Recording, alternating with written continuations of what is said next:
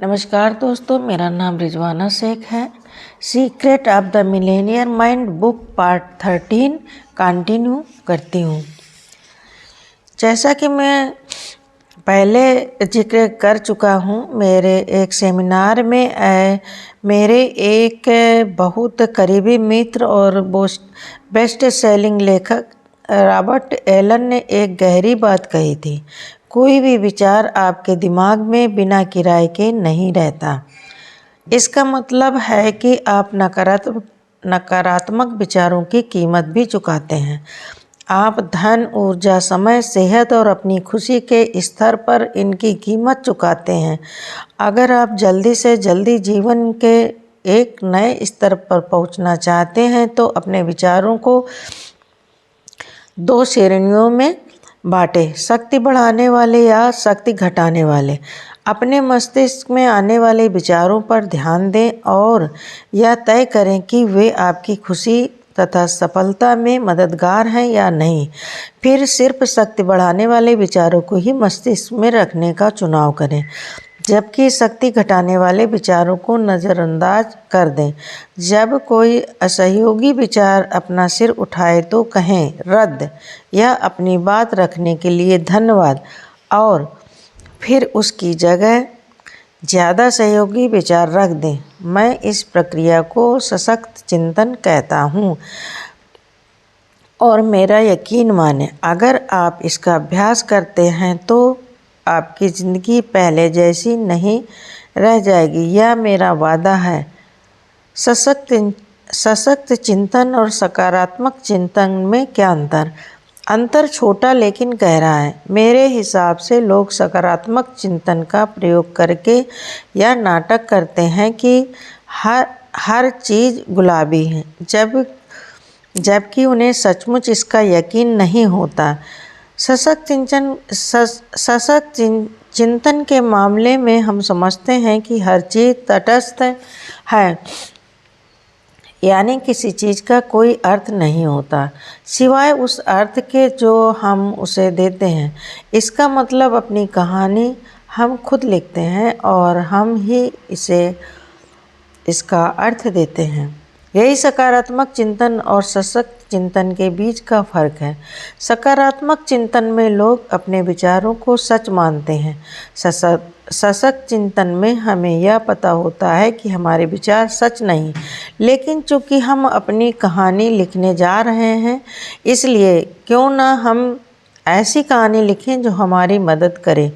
हम ऐसा इसलिए नहीं करते क्योंकि हमारे नए विचार बिल्कुल सच होते हैं, बल्कि इसलिए करते हैं क्योंकि वे हमारे लिए ज़्यादा उपयोगी होते हैं और सहयोगी विचारों से काफ़ी बेहतर लगते हैं। इस खंड के ख़त्म करने से पहले मैं आपको यह चेतावनी देना चाहूँगा, घर पर तीर तोड़ने की कोशिश न करें। इस अभ्यास को एक ख़ास तरीके से करना पड़ता है, वरना आपको और आसपास के लोगों को चोट पहुंच सकती है। अपने कार्यक्रम में हम सुरक्षात्मक उपकरण का इस्तेमाल करते हैं। अगर इस प्रकार के तोड़ने के अभ्यासों में अपनी दिलचस्पी हो तो हमारे वेबसाइट पर एनलाइटन वॉरियर ट्रेनिंग कैंप के वर्णन में देखें। यह कोर्स आपको वह सब कुछ देगा जिसे आप संभाल सकते हैं और उसे भी कहीं ज़्यादा। घोषणा दिल पर हाथ रख कर कहें, मैं डर के बावजूद काम करता हूँ। मैं शंका के बावजूद काम करता हूँ। मैं चिंता के बावजूद काम करता हूँ। मैं असुविधा के बावजूद काम करता हूँ। मैं कष्ट के बावजूद काम करता हूँ। मैं मूड न होने के बावजूद काम करता हूँ।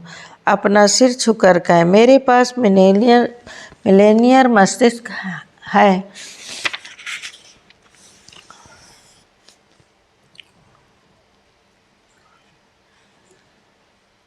धन दौलत के संबंध में मैं अपनी 3 सबसे बड़ी चिंताओं, परेशानियों या डरों की सूची बनाएं। उन्हें चुनौती दें। हर एक के सामने लिख लें कि जिस चीज़ से आपको डर है अगर वह सचमुच आ जाए तो आप क्या करेंगे? क्या आप उसके बावजूद जिंदा बच जाएंगे? क्या आप दोबारा वापसी कर सकते हैं?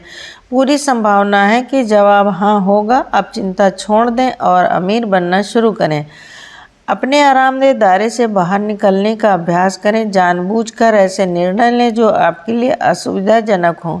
ऐसे लोगों से बात करें जिनसे आप आम तौर पर बातचीत नहीं करते। अपनी तनख्वाह बढ़ाने की मांग करें या अपने बिजनेस में अपनी कीमत बढ़ा दें। हर दिन 1 घंटे जल्दी उठें। रात को प्राकृतिक वातावरण में घूमने जाएं। एनलाइट वॉरियर ट्रेनिंग लें। यह कोर्स आपको अजेय बना देगा। सशक्त चिंतन को अपनाएं। खुद पर और अपने विचार तंत्र पर गौर करें। अपने मस्तिष्क में सिर्फ बाहरी विचार रखें जो आपकी खुशी और सफलता में सहायक हों। आपके दिमाग की धीमी आवाज़ जब इस तरह की बात कहे, मैं नहीं कर सकता या मैं नहीं करना चाहता या मेरा मन नहीं है, तो उसे चुनौती दें। इस डर पर आधारित, आराम पर आधारित आवाज़ खुद पर हावी न होने दें। खुद से वादा करें कि जब भी आवाज़ आपको कोई सफलता दिलाने वाला काम करने से रोकती है तो आप उस काम को ज़रूर करेंगे। सिर्फ अपने दिमाग को यह सिखाने के लिए कि बास वह नहीं, आप हैं। इससे न सिर्फ आपका आत्मविश्वास नाटकीय रूप से बढ़ जाएगा, बल्कि अंततः यह आवाज़ जान जाएगी कि उसका आप पर बहुत कम प्रभाव है और धीरे धीरे वह शांत हो जाएगी। दौलत की फाइल 17। अमीर लोग लगातार सीखते और विकास करते हैं। गरीब लोग सोचते हैं कि वे पहले से ही सब कुछ जानते हैं। अपने सेमिनार के शुरू में मैं लोगों से कहता हूं कि मैं उन्हें अंग्रेजी भाषा के 3 सबसे खतरनाक शब्द बताने वाला हूं। वे शब्द हैं आई नो दैट। मैं यह बात जानता हूं। आप कैसे जानते हैं कि आप कोई चीज़ जानते हैं? आसान है, अगर आप उसे अपने जीवन में उतारते हैं तो आप जानते हैं, वरना आपने उसके बारे में सुना है, पढ़ा है या बातें की हैं, लेकिन आप उसे जानते नहीं। साफ साफ कहा जाए तो अगर आप सचमुच अमीर और खुश नहीं हैं तो इस बात की काफ़ी संभावना है कि आपको धन, सफलता और जीवन के बारे में कुछ चीज़ें अब भी सीखनी हैं। जैसे मैंने इस पुस्तक के शुरू में स्पष्ट किया था कि अपने कड़के दिनों में मैं खुश किस्मत था जो मुझे अपने पिता के मल्टीमिलियनेयर मित्र की सलाह मिल गई जिन्होंने मेरी हालत पर तरस खाया था। याद है उन्होंने मुझसे क्या कहा था? हाँ, अगर तुम उतने सफल नहीं हो जितने बनना चाहते हो तो कोई ऐसी चीज़ है जो तुम नहीं जानते हो। सौभाग्य से मैंने उनके सुझाव को दिल पर ले लिया और सर्वज्ञ नो इट ऑल से जिज्ञासु लर्न इट ऑल बन गया। उस पल के बाद सब कुछ बदल गया। गरीब लोग हमेशा खुद को सही साबित करने की कोशिश करते हैं। वे एक मुखौटा लगा लेते हैं जैसे उन्हें सब कुछ पता है। अगर वे दिवालिया या कड़के हैं तो यह सिर्फ बदकिस्मती या ब्रह्मांड की भूल है। मेरी एक और मशहूर पंक्ति है, आप सही हो सकते हैं या आप अमीर हो सकते हैं, लेकिन आप एक साथ दोनों नहीं हो सकते। सही होने से मेरा मतलब है सोचने और जीने के अपने पुराने तरीके पर अड़े रहना। दुर्भाग्य से यही वे तरीके हैं जो आपको वहाँ तक लाए हैं जहाँ आप इस समय हैं। यह दर्शन सुख पर भी लागू होता है। आप सही हो सकते हैं या आप सुखी हो सकते हैं। लेखक और वक्ता जिम रॉन एक बात कहते हैं जो यहाँ पर बिल्कुल सटीक लगती है। अगर आप वही करते रहते हैं जो आपने हमेशा किया है तो आपको वही मिलता रहेगा जो आपको हमेशा मिला है। आप अपना तरीका पहले से ही जानते हैं। आपको तो अब कुछ नए तरीके जानने की ज़रूरत है। इसलिए तो मैंने यह पुस्तक लिखी है। मेरा लक्ष्य आपको कुछ नई मानसिक फाइलें देना है जो आपकी पुरानी फाइलों की जगह ले सके। नई फाइलों का मतलब है सोचने तथा काम करने के नए तरीके। जाहिर है नए काम करने पर आपको परिणाम भी नए मिलेंगे, इसलिए यह अनिवार्य है कि आप लगातार सीखते और विकास करते रहें।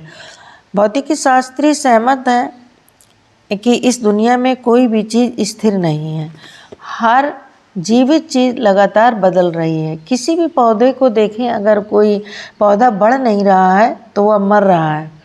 यही इंसान और अन्य जीवित चीज़ों के बारे में भी सही है। अगर आप बढ़ नहीं रहे हैं तो आप मर रहे हैं। लेखक और दार्शनिक एरिक हाफर की एक बात मुझे पसंद है। उन्होंने कहा था, सीखने वाले धरती के वारिस बनेंगे, क्योंकि सब कुछ जानने वाले लोग एक ऐसी दुनिया में मोहक अंदाज में जीने के लिए तैयार होंगे जो अस्तित्व में ही नहीं। इसका मतलब यह है कि अगर आप लगातार नहीं सीख रहे हैं तो आप पीछे छूट जाएंगे। गरीब लोग दावा करते हैं कि समय या धन की कमी के कारण वे शिक्षा का खर्च नहीं उठा सकते। दूसरी तरफ अमीर लोग बेंजामिन फ्रैंकलिन के कथन का हवाला देते हैं, अगर आप सोचते हैं कि शिक्षा महंगी है तो अज्ञान को आजमा कर देख लें। मुझे यकीन है कि आपने यह पहले भी सुना होगा, ज्ञान ही शक्ति है और शक्ति कार्य करने की योग्यता। जब भी मैं मिलेनियर माइंड इंसेंटिव प्रोग्राम का जिक्र करता हूँ तो मुझे यह दिलचस्प लगता है कि आमतौर पर सबसे कंगाल लोग ही कहते हैं, मुझे कोर्स की ज़रूरत नहीं, मेरे पास समय नहीं या मेरे पास पैसे नहीं। बहरहाल सभी मिलेनियर्स और मल्टी मिलेनियर्स उस कोर्स में अपना नाम लिखवा लेते हैं और कहते हैं, अगर मैं इससे एक भी नई चीज़ सीख लेता हूँ या एक भी सुधार कर लेता हूँ तो इससे मुझे बहुत लाभ होगा। वैसे अगर आप के पास ऐसे काम करने का समय नहीं है जो आप करना चाहते हैं या जिन्हें करने की आपको ज़रूरत है, तो शायद आप नए ज़माने के गुलाम हैं। और अगर आपके पास सफलता का फार्मूला सीखने के लिए पैसा नहीं है तो शायद आपको यह फार्मूला सीखने की सबसे ज़्यादा ज़रूरत है। मुझे अफसोस है, लेकिन यह कहना कि मेरे पास पैसे नहीं है सही नहीं है। आपके पास पैसा कब होगा? क्या आज से 1 साल या 2 साल या 5 साल बाद? परिस्थितियां अलग होंगी। जवाब आसान है, जरा भी नहीं। और आप उस समय भी बिल्कुल यही शब्द बोल रहे होंगे। आप जो पैसा पाना चाहते हैं, मेरी समझ से उसे पाने का इकलौता तरीका यह सीखना है कि पैसे का खेल निपुणता से कैसे खेला जाता है। आपको अपनी आमदनी बढ़ाने, पैसे का प्रबंधन करने और प्रभावी ढंग से इसका निवेश करने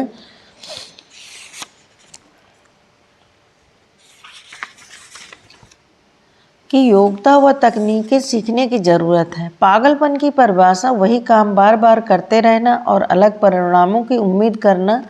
देखिए, आप जो काम कर रहे हैं, अगर वे कारगर होते तो आप इस वक्त अमीर और सुखी होते। इस तथ्य को झुठलाने के लिए आपका मस्तिष्क जो भी सोच रहा है वह बहाने या खुद को सही साबित करने की कोशिश के अलावा कुछ नहीं।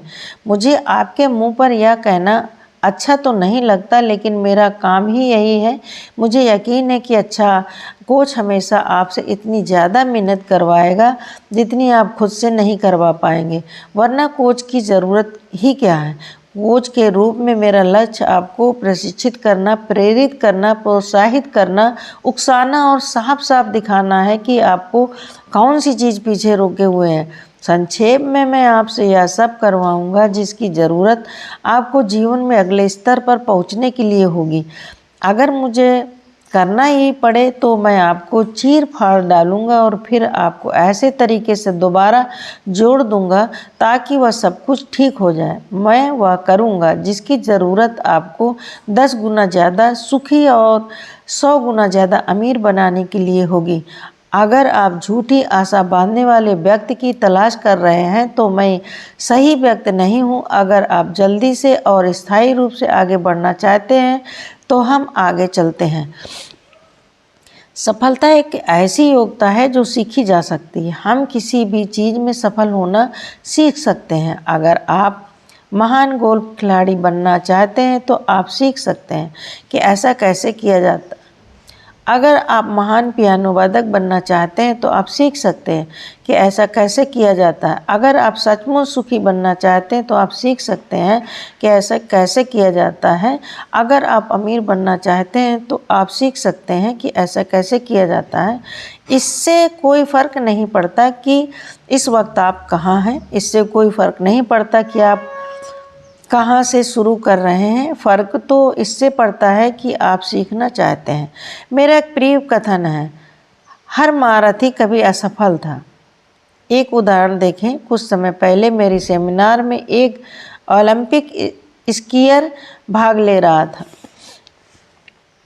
जब मैंने वाक्य कहा तो वह उठकर खड़ा हो गया और उसने कुछ कहने की अनुमति मांगी। उसकी दृढ़ता को देखकर मुझे लगा कि वह मेरी इस बात का पुरजोर विरोध करेगा, लेकिन वह उल्टा।